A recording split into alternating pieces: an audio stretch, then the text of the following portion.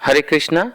आज हम 5वें अध्याय का 17वां श्लोक पढ़ेंगे। 5.17 तत्बुद्धे तत् आत्मन तत्निष्ठा तत्परायण गच्छन्ति अपुने आवृतम ज्ञान निर्धूत कल्मषा। अर्थात जब मनुष्य की बुद्धि, मन, श्रद्धा तथा शरण सब कुछ भगवान में स्थिर हो जाते हैं, तभी वह पूर्ण ज्ञान द्वारा समस्त कल्मश से शुद्ध होता है और मुक्ति के पथ पर अग्रसर होता है। श्रील प्रभुपाद इस श्लोक के तात्पर्य में बहुत ही सुंदर इसका एक्सप्लेनेशन दे रहे हैं कि परम दिव्य सत्य भगवान कृष्ण ही है। सारी गीता इसी घोषणा पर केंद्रित है कि कृष्ण श्री भगवान है। He is the supreme personality of God, और यही समस्त वेदों का भी अभिमत है, यानी कि सभी वेदों की भी यही ओपिनियन है। तो हमें इस बात को समझना होगा कि अगर हम रियली मुक्ति के पथ पर अग्रसर होना चाहते हैं तो हमें अपने आप को पूर्ण ज्ञान द्वारा कल्मश से शुद्ध होना होगा। जो हमारे मन में मैल है, कालिक है, कल्मश है, हमारी जो बैड हैबिट्स हैं, जो प्रीवियस बैड कर्मास के इफेक्ट्स हैं, उन सब से हमें प्योरीफाई होना होगा, तब हम मुक्ति के पथ पर अग्रसर हो पाएंगे। और उस प्योरिफिकेशन के लिए क्या चाहिए? हमें चाहिए कि हम अपनी बुद्धि, मन, श्रद्धा और शरण सब कुछ भगवान में स्थिर कर लें।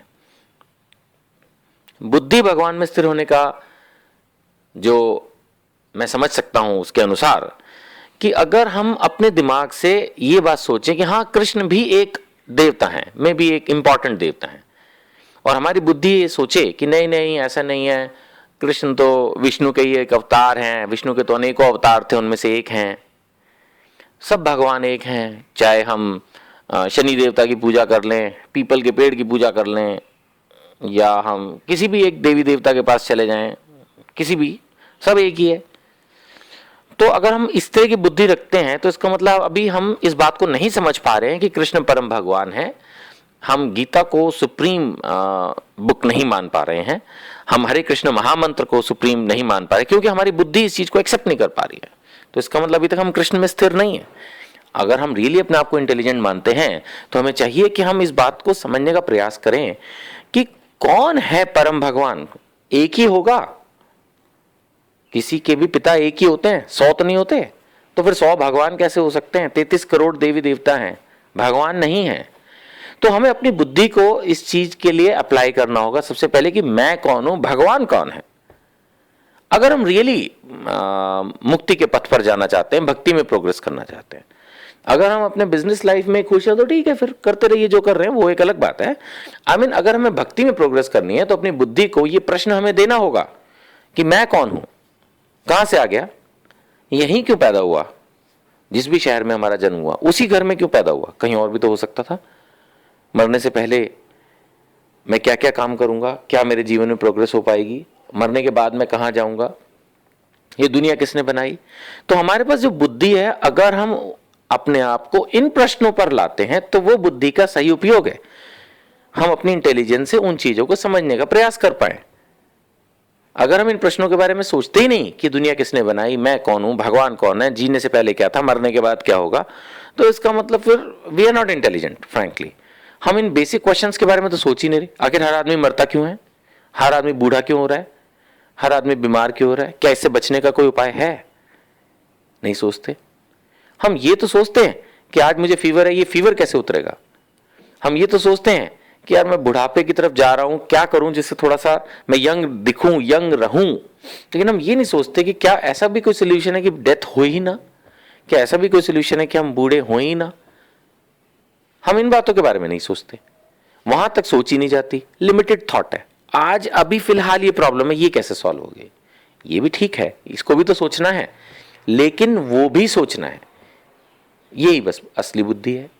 तो कृष्ण में बुद्धि तभी स्थिर होगी जब हम इस तरह के प्रश्नों के बारे में सोचेंगे। मन, दूसरी चीज इसमें डिस्कस की गई श्लोक में कि मन, अब मन जो है वो तो हर समय यही कहेगा कि भैया अच्छे से अच्छे फिल्मी गाने सुनो, अच्छे से अच्छी फिल्में देखो, हर समय बैठ के टीवी के अंदर सीरियल्स देखो, डांस देखो। चाट पकौड़ी खाओ, गोलगप्पे खाओ, मन तो यही बोलेगा, बैठ के गप्पे मारो, हो सके तो नॉनसेंस बातें करो, मन तो हर समय इन्हीं चीज़ों में लगता है। और उसमें हम अपने आप को बहुत जो है वो गर्वित महसूस करते हैं कि देखो हम कितनी बकवास कर रहे हैं और सब उस बकवास पे कितना हंस रहे हैं। कहने का मतलब ये है कि हम अपने मन को अगर प्यूरिफिकेशन की तरफ नहीं लेके जाएंगे, अगर हम अपने मन को काबू करने का प्रयास नहीं करेंगे, जो होगा कृष्ण कॉन्शियसनेस में आने से ही, भक्तों के संग से। अब मन को कैसे ठीक करें? भक्तों के संग में। जब तक आप भक्तों का संग नहीं करोगे, मन तो हमेशा गलत दिशा में ही लेके जाएगा।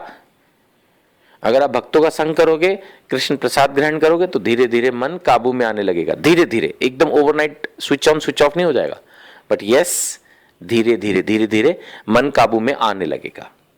फिर तीसरी चीज दी है श्रद्धा, और चौथी चीज दी है शरण। मैं इनको एक साथ ही डिस्कस कर लेता हूं। जब तक कृष्ण के प्रति, गीता के प्रति हमारी श्रद्धा नहीं है, तब तक उसके विषय में हम कुछ भी पढ़ेंगे या सुनेंगे तो असर नहीं होगा। हमें लगेगा ठीक है, लिखा लिखा रहने दो, हमें क्या करना है, this is not our subject. ये तो भगवान ने अर्जुन को कही थी वॉर के समय, उसके लिए रेलेवेंट है, हमारे लिए रेलेवेंट ही नहीं है। इसको पढ़ना तो सिर्फ एक रिचुअल है। जब तक हम इस तरह की बुद्धि, इस तरह का थॉट प्रोसेस रखेंगे, तब तक भगवान के प्रति श्रद्धा नहीं आएगी और हम उनके प्रति शरणागत नहीं हो पाएंगे। जो भगवान के प्रति जितना शरणागत होता है, भगवान भी उसको उतनी ही कृपा देते हैं। ये बड़ा ऑब्वियस सी बात है। भगवान अहेतु की कृपा भी करते हैं, लेकिन डेफिनेटली भगवान अपने भक्तों पर तो ज्यादा अपना प्यार, अपनी कृपा निछावर करते ही है ना। तो हमें भगवान के प्रति श्रद्धा डेवलप करनी है, भगवान के शरणागत होना है। अगर हम ये सब करेंगे, तब हम अपने जो पिछले कलमश, पिछले जो हमारे बैड रिजल्ट्स हैं, पिछले पापों के, उनसे धीरे धीरे प्यूरिफाई होंगे और तब हम मुक्ति के पथ पर अग्रसर हो पाएंगे। हरे कृष्णा।